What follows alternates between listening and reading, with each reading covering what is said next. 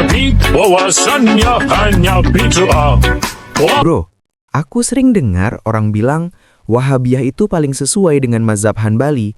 Bahkan katanya ini mazhab Imam Ahmad. Itu klaim yang sering diulang. Tapi kalau kita buka sejarah, ceritanya nggak sesederhana itu. Maksudnya? Gini, justru yang pertama kali menentang Wahabiyah itu bukan orang jauh, tapi ulama Hanbali sendiri. Bahkan keluarga Muhammad bin Abdul Wahab. Serius? Keluarganya sendiri? Iya, ayahnya Syekh Abdul Wahab bin Sulaiman itu ulama Hanbali. Beliau nggak sepakat dengan metode dakwah anaknya. Saudaranya juga Syekh Sulaiman bin Abdul Wahab sampai nulis kitab bantahan. Wah, berarti bukan cuma orang luar yang kritik. Nah, itu poinnya. Kalau Wahabiyah benar-benar representasi mazhab Hanbali, kenapa justru ulama Hanabilah yang paling keras mengkritik? Terus, siapa lagi yang menentang? Banyak banget.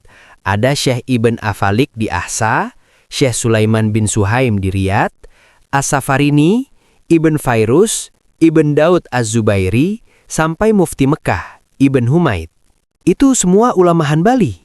Mayoritas Hanbali, dan sebagian dari mereka hidup sezaman dengan Muhammad bin Abdul Wahab. Bahkan ada yang satu daerah. Berarti nggak bisa dibilang cuma fitnah orang jauh ya? Nah, tepat.